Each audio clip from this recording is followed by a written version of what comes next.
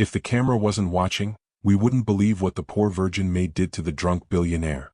Before we begin, answer this honestly. If someone is poor, does that automatically make them right? If someone is wealthy, does that mean they deserve what happens to them?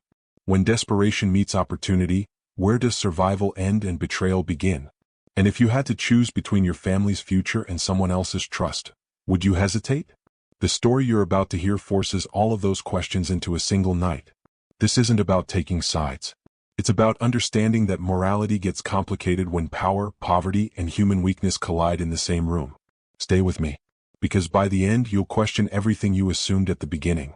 The termination letter arrives at 9:47 a.m. on a Tuesday morning. Naomi Calder stands in the marble hallway of the Holloway estate, still holding the duster she was using on the chandelier, when the head of household security hands her a sealed envelope. His face is blank. Professional. He doesn't meet her eyes. Inside, immediate termination, breach of contract, misuse of confidential access, legal action pending, effective immediately, no explanation, no hearing, no chance to respond. Within 20 minutes, Naomi's belongings are packed into 2 garbage bags. Her phone is confiscated temporarily while they sweep it for proprietary photographs. Her employee badge is clipped from her uniform. The same uniform she ironed every Sunday night because she believed presentation mattered, even for work no one noticed. She's escorted to the service entrance, not the front door, and released onto the street with a final warning. Do not contact Mr. Holloway. Do not speak to the press. Do not return to the property. The gate closes behind her with a mechanical hiss. Naomi sits on the curb, bags at her feet, and doesn't cry. Not yet. She's too numb. Too confused. She hadn't stolen anything. Hadn't broken anything. Hadn't even been late in 11 months of employment.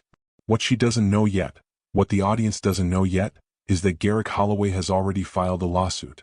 Not for theft. For something far more personal. Fraud. Manipulation. Exploitation of vulnerability. Naomi's first call is to her brother. Eli answers on the 4th ring, distracted mid-lecture. She can hear the professor in the background discussing supply chain economics. He's back in school. Tuition paid in full. New laptop. New apartment deposit cleared. Naomi? His voice sharpens. What's wrong? She tries to explain and can't. The words tangle. Fired. Legal trouble. Don't understand. Eli goes quiet. Then, did you do something? The question lands like a slap. No, she says. But even as she says it, she's not sure. Her second call is to the employment agency. The woman who answers, Linda, the same recruiter who placed her, sounds irritated before Naomi even finishes. We received notification this morning, Linda says. You're flagged in the system. We can't place you again. But I didn't. Naomi, it doesn't matter what you did or didn't do. Holloway's team sent documentation. You signed something you shouldn't have. That's breach of fiduciary duty. You're toxic now. Toxic. Naomi ends the call and finally cries. Not because she's been fired, but because no one has asked her what actually happened. No one has asked if she's okay. No one has asked if maybe, just maybe, there's more to this than a poor girl overstepping. Before we continue, are you watching from London, New York, or England? Let us know where you are watching from in the comment. If you're new here, hit the subscribe button for more stories like this. The internet, predictably, has already decided. By noon, a post appears on a regional news blog. Billionaire fires Maid over alleged document theft. The comments section fills instantly. Typical rich guy protecting his assets. She probably tried to blackmail him. Why do people always assume the maid is innocent? He's a Christian. He donates millions. Why would he lie? No one has the full story. But everyone has an opinion. And that's exactly the problem. Let's reverse. 11 months earlier, Naomi Calder accepts the position at the Holloway estate. It's not her first choice. The pay is barely above minimum wage when you factor in the live-in requirement. 60-hour weeks. No overtime. 1 day off monthly. But it's stable. And stability, when you're supporting a younger brother through community college on a Taco Bell wage, is worth more than dignity. Naomi grew up in rural Indiana. Her parents died in a car accident when she was 19. Eli was 14.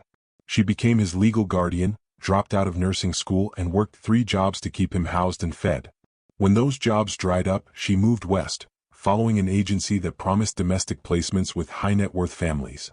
The Holloway estate seemed like a miracle. Room and board included.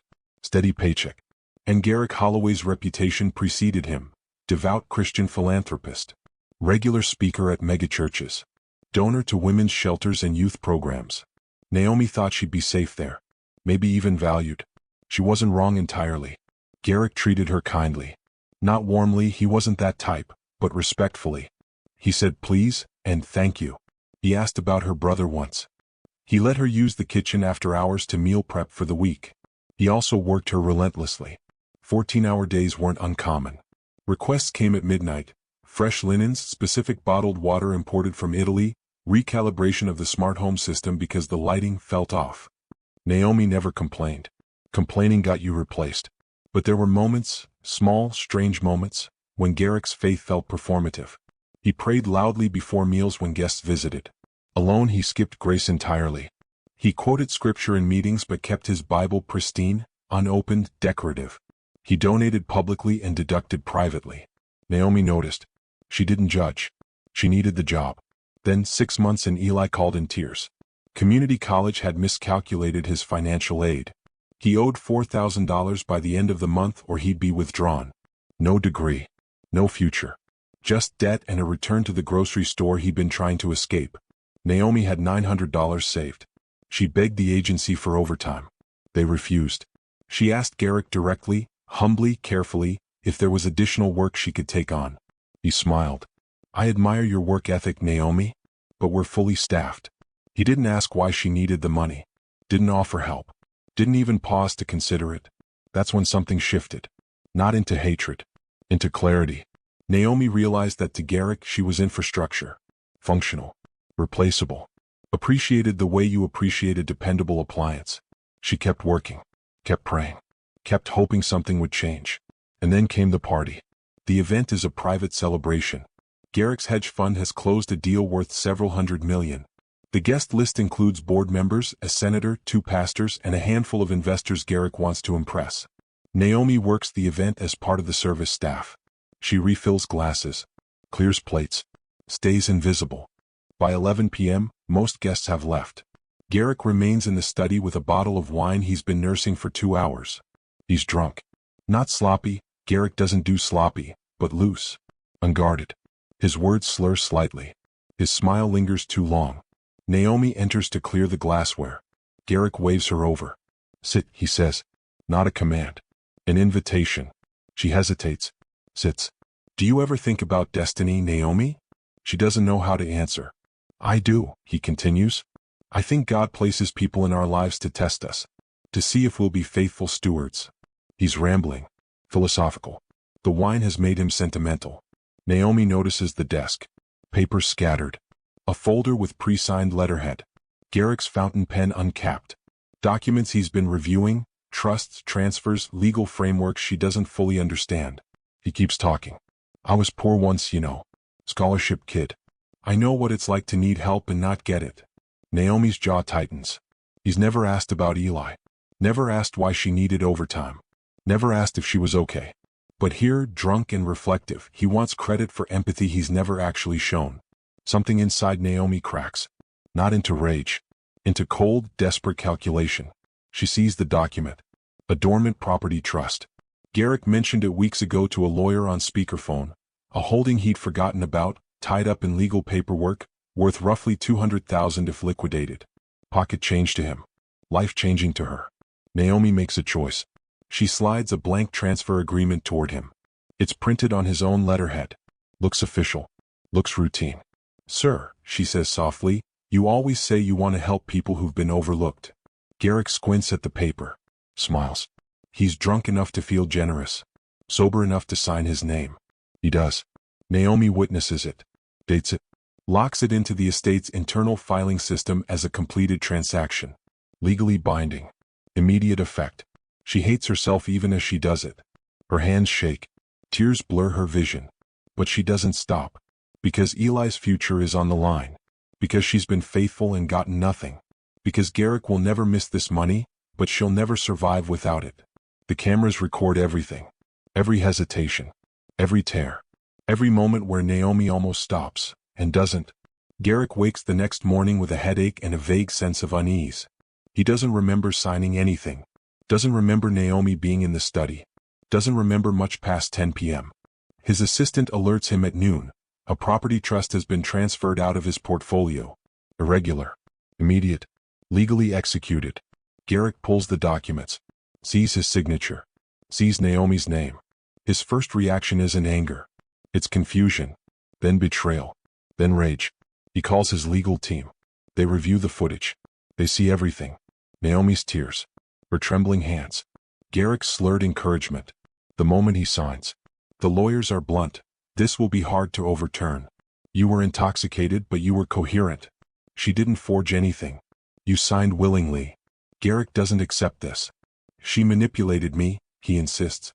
She exploited my generosity. His head of security reminds him, you installed the cameras for accountability. They're doing exactly what you designed them to do. Garrick struggles with this. He's built his entire reputation on discipline, on systems, on removing temptation through structure. And yet, in a moment of weakness, he handed someone access, and they took it. The pastors he consults are divided. One says forgiveness is mandatory. The other says accountability matters more. Garrick doesn't want to forgive. He wants justice, or what he believes justice looks like. He files the lawsuit. Not for the money, he'll barely notice it's gone, but for the principle. If I let this stand, he tells his board, it sets a precedent. It tells people that vulnerability is an excuse to take advantage. He's not entirely wrong. But he's not entirely right either. Because Garrick built a system that valued control over compassion. That monitored everyone except himself. That demanded faithfulness from employees while excusing his own lapses as human moments. The cameras didn't just catch Naomi. They caught him. And the version of Garrick Holloway the footage revealed, drunk, sentimental, careless with power, didn't match the man he'd spent decades presenting to the world. That dissonance? That's what he couldn't forgive. If you're still watching, comment, I'm still here. Don't forget to subscribe and turn on notifications to enjoy more stories like this. The lawsuit becomes public within days. Garrick's legal team tries to suppress the footage. The judge denies the motion. Transparency, the ruling states, serves the interest of justice. The video goes viral. Not because it's scandalous, because it's uncomfortably human. People watch Garrick, the disciplined, principled billionaire, slurring through a conversation about divine stewardship while carelessly signing away assets. They watch Naomi hesitate, cry, proceed anyway. Public opinion fractures immediately. Half the internet defends Naomi. She was desperate. He was drunk. He'd ignored her plea for help. This was survival. Let us know what you think in the comment below. The other half condemns her. Manipulation is manipulation. Poverty doesn't excuse deception. She betrayed trust. Churches split on the issue. Some pastors preach about grace under pressure. Others about the sanctity of honesty. Garrick's donations are quietly suspended by 3 major charities. Not because they believe he's guilty, but because association has become complicated. Naomi, meanwhile, faces her own reckoning. The money transfers. She pays Eli's tuition. Catches up on her own debts. Establishes a small fund for domestic workers facing emergencies. But she can't find work. Her name is flagged. Her face is recognizable. Agencies won't touch her. She moves back to Indiana. Lives with Eli. Attends church in a town where no one knows the story. But she knows. Every Sunday she sits in the back pew and prays for forgiveness. Not from Garrick. From God. Because she doesn't regret saving Eli. But she regrets the method. The deception. The moment she chose survival over integrity. She wonders if those two things can coexist. If you can be both right and wrong. If desperation redeems betrayal, or just explains it. The legal case drags on for 9 months. Eventually the judge rules. The transfer stands. Garrick signed willingly. Intoxication, the ruling states, does not invalidate consent unless incapacitation is proven. The footage shows coherence. But the judge adds a footnote. A sharp, deliberate footnote that both sides quote selectively. Accountability is not selective. Mr. Holloway designed systems to monitor others while exempting himself from scrutiny. Ms. Calder exploited a moment of weakness, but that weakness was self-inflicted. Both parties demonstrated failures of character. The law resolves the transaction. Morality remains unresolved. Garrick loses the case, keeps his wealth, loses his reputation. Naomi wins the case, keeps the money, loses her peace. Neither outcome feels like victory. Let's pause here. Because if you're still watching, You've probably already decided who's wrong. Maybe you think Naomi is a thief. That desperation doesn't justify deception. That she had other options and chose the easiest, most harmful path. Or maybe you think Garrick got what he deserved. That his so-called faith was performative. That he built a system to protect himself while grinding down people like Naomi, and one of them finally fought back. Both perspectives have merit. Both miss something crucial. Naomi did betray trust. She exploited vulnerability. She lied by omission. Those things are true. But Garrick created the conditions. He paid poverty wages while hoarding wealth.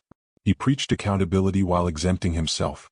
He installed cameras to monitor everyone but forgot they were watching him too.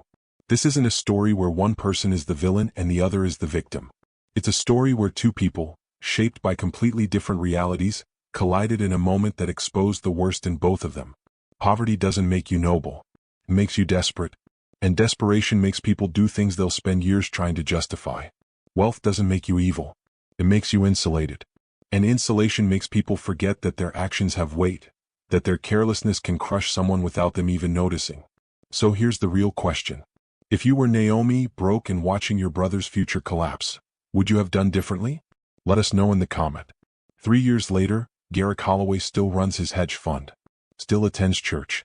Still donates, though more quietly now. He's never publicly apologized. But he did change one thing. The cameras in his estate now record him too. His study. His office. His private spaces. Accountability, he finally learned, has to include yourself. Naomi Calder works as a patient advocate at a nonprofit health clinic. She helps low-income families navigate medical debt. She's good at it. People trust her. She still sends money to her brother. Still prays. Still carries the weight of that night. Eli graduated. Got a decent job. Doesn't know the full story. Naomi has never told him. Some burdens you carry alone. The footage still exists. Archive. Occasionally resurfaced when someone writes a think piece about wealth inequality or workplace exploitation or the limits of Christian charity. Both sides still claim it as evidence. Both sides are still partially right. Because the truth is this. Character isn't revealed by what you lack. It's revealed by what you do when trust is placed in your hands, and you have the power to keep it or break it. Naomi broke trust. She did it for reasons that matter. Reasons that explain. But reasons that don't erase the breaking. Garrick created a world where that break was inevitable. He built systems that punished everyone's weakness except his own. And when those systems finally turned on him, he couldn't accept it. Neither of them is innocent. Neither is entirely guilty. They're human. Flawed. Shaped by circumstances that made the worst choice feel like the only choice. And maybe that's the point. Maybe the real lesson isn't who was right. It's that righteousness is expensive. That survival costs something. That wealth insulates you from consequences until it doesn't. If the camera wasn't watching, we wouldn't believe what happened that night. But the camera was watching. And what it showed us wasn't a villain or a victim. It showed us two people failing in different directions, and a system that let both failures happen. So I'll ask one more time. Who was truly wrong? What would you have done differently? And when you answer, be honest about whether your answer changes depending on which side of the desk you're sitting on. Comment below. Subscribe if this made you think. Share if you're brave enough to admit you're not sure. Because certainty is easy. Understanding is harder. And for more stories like this, turn on notifications so you won't miss them. Here's what most people missed in the initial coverage. The security footage didn't just show that one night. Garrick's legal team, in their effort to build a case against Naomi, pulled 6 months of archived recordings. They were looking for a pattern. Evidence of premeditation. Proof that she'd been planning this for weeks.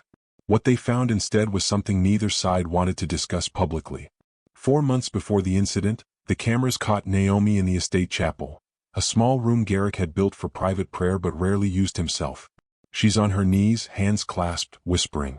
The audio is faint but recoverable. God, I don't know what to do. Eli's drowning and I can't save him. I've been faithful. I've worked hard. I've done everything right. Please, please show me a way. She stays there for 47 minutes. Praying. Crying. Waiting for an answer that doesn't come. The cameras also caught something else. 3 weeks before the signing, Garrick hosts a dinner for evangelical leaders. The conversation turns to poverty. To personal responsibility.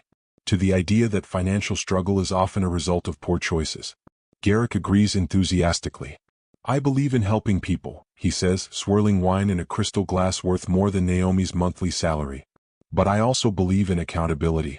If someone's poor at 30, at 40, at 50, at some point you have to ask, what choices led them there? The pastor across from him nods. Dependency culture, he says. We enable it when we just hand out money. Naomi is in the room, refilling water glasses. Invisible. One of the investors notices her and makes a joke. I bet your staff could tell us stories, Garrick. How much do you pay these folks? Garrick laughs. Doesn't answer. Changes the subject. Naomi's face, captured in profile by the hallway camera, shows nothing. But her hands, gripping the water pitcher, are white-knuckled. The legal team buried this footage. It didn't help their case. It made Garrick look worse, not criminal, just callous. Unaware. Exactly the kind of wealthy Christian who preaches compassion from a position so comfortable he's forgotten what desperation actually feels like. But the footage leaked anyway. Someone on the production team, maybe sympathetic to Naomi, maybe just tired of watching powerful people rewrite narratives, sent it to a legal blog. It went viral for different reasons than the signing video. Because it showed context. It showed that Naomi hadn't just randomly decided to betray someone who trusted her. She'd spent months watching Garrick preach values he didn't practice. Watching him waste money on things he didn't need while she begged for shifts that didn't exist. Watching him quote scripture about caring for the least of these, while paying her wages that kept her perpetually on the edge. The footage didn't excuse what she did, but it explained it. And that explanation made people profoundly uncomfortable. Garrick's home church faced a crisis. For years he'd been their largest donor. New building wing. Youth center. Missions budget. All funded substantially by Holloway money. When the lawsuit became public, the church leadership held an emergency meeting. The senior pastor, Marcus Webb, had known Garrick for 15 years. Baptized him after his first major windfall. Counseled him through a divorce. Prayed with him before every major business decision. But Marcus had also met Naomi. She'd attended services twice. Sat in the back. Left quietly. He remembered her because she'd cried during communion, the kind of silent, exhausted crying that comes from carrying too much for too long. The board wanted a clear statement. Support Garrick. Distance from Naomi.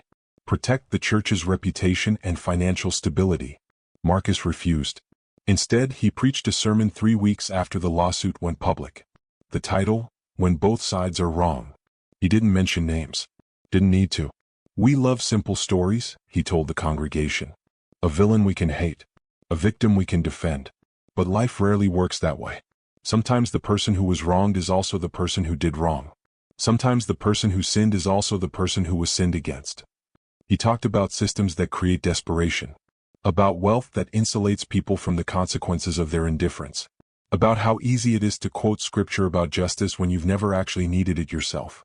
If we only show grace to people whose sins look like ours, Marcus said, we've fundamentally misunderstood grace. The offering that week dropped by 40%. Garrick stopped attending. Quietly. No dramatic exit. Just stopped showing up. Half the congregation thought Marcus had been too hard on a faithful member. The other half thought he'd been too soft on theft. But a small group, maybe 15 people, stayed after the service to talk. They wanted to know, what could they have done differently? How do you build a church community where someone like Naomi doesn't get desperate enough to do what she did? Where someone like Garrick doesn't become so insulated that he forgets what his decisions cost other people? Those 15 started a fund. Small. Grassroots. Designed specifically for service workers in crisis. No strings. No sermons. Just direct cash assistance. They named it the Naomi Fund. Not to celebrate what she did, but to acknowledge the conditions that made it feel necessary. Garrick heard about it. Didn't comment publicly. But those who knew him said it bothered him more than the lawsuit. More than the lost reputation. Because it implied that he, and people like him, had failed in a way that transcended legality. That they'd created a world where good people had to choose between integrity and survival. And that when those people chose survival, it revealed something about the choosers, but also about the world that forced the choice. 18 months after the lawsuit settled, Eli Calder found the news articles. Naomi had hidden everything. Told him the tuition money came from a settlement with her old employer, technically true. Said she'd been mistreated and they'd paid her to go away quietly, also technically true. She never mentioned the signing. The deception. The cameras. Eli was doing research for a business ethics class. Googling examples of workplace power dynamics. His sister's name appeared in a case study. He read everything. Watched the footage. Sat in his apartment for 3 hours trying to process what he'd seen. Then he called her. "Why didn't you tell me?" Naomi's silence lasted so long Eli thought the call had dropped. "Because I didn't want you to know what I'm capable of," she finally said. "You did it for me. I did it for us. But that doesn't make it right." Eli struggled with this. He'd built his entire adult life on the foundation Naomi had provided. The education, the opportunities, the chance to escape the cycle that had trapped their parents. And now he knew it was built on something she was ashamed of. "Do you want me to give it back?" he asked. "The degree, the job, I can walk away. Start over." "No," Naomi said immediately. "No. That's not, Eli, I don't regret that you got out. I regret how I made it happen. Those are different things." "Are they?" She didn't have an answer. They didn't speak for 2 weeks. When they finally did, Eli had made a decision. He'd started volunteering, teaching financial literacy at the same community college he'd attended, helping students navigate aid applications, budget crises, emergency loan programs, all the systems he'd nearly fallen through. "I can't undo what you did," he told Naomi, "but I can make it mean something. I can make sure other people don't get desperate enough to do the same thing." Naomi cried. Not from relief. From the weight of understanding that her brother would spend years trying to balance an equation that might never balance. That he'd inherited her guilt even though he'd done nothing wrong. That consequences don't stop with the people who make the choices. They ripple outward, touching everyone downstream. 3 things changed for Garrick Holloway after the lawsuit. First, he stopped drinking. Completely. Not gradually. Not socially. Just stopped. He told people it was a health decision. But those close to him knew the truth. He couldn't trust himself intoxicated. Couldn't risk another moment where control slipped and someone saw who he became when the performance dropped. Second, he hired a new kind of consultant. Not a business strategist. Not a PR firm. An organizational psychologist who specialized in workplace culture and power dynamics. She spent 3 months interviewing his entire staff. From executives to maintenance workers. Anonymous surveys. Exit interviews with former employees. Comprehensive analysis of pay structures, communication patterns, complaint mechanisms. Her report was devastating. Garrick's company had low turnover among executives and catastrophic turnover among lower-tier staff. People at the bottom burned out in months. Many left with untreated injuries, undisclosed grievances, or debts they'd accrued trying to survive on wages that barely covered rent in the cities where his offices operated. "You've built a system," the psychologist told him, "that works beautifully for people like you. And brutalizes people unlike you." Garrick wanted to argue. Wanted to point to his charitable giving, his fair contracts, his compliance with labor laws. But the data was undeniable. He implemented changes. Raised base wages. Created emergency assistance funds. Established anonymous reporting systems. Brought in worker representatives to board meetings. Some of it was genuine reform. Some of it was reputation management. Even Garrick couldn't fully separate the two. But there was a third change. One he never discussed publicly. He reached out to Naomi. Not through lawyers. Not through intermediaries. He sent a handwritten letter to the address his legal team had on file. It said, "I'm not writing to ask for forgiveness or to offer it. I'm writing because I've spent 2 years trying to understand what happened and I think I finally do. You saw an opportunity and took it because I created conditions where that felt necessary. I was careless with power you didn't have. I was drunk on wine and certainty and insulation from consequences. What you did was wrong. What I did, the years of indifference that led to that night, was also wrong. I can't fix this, but I'm trying to build something where it doesn't happen again. I don't expect a response." Naomi never responded, but she kept the letter, folded in her Bible, next to a prayer journal where she'd written months earlier, "How do you forgive someone when you're also the person who needs forgiving?" Naomi was wrong.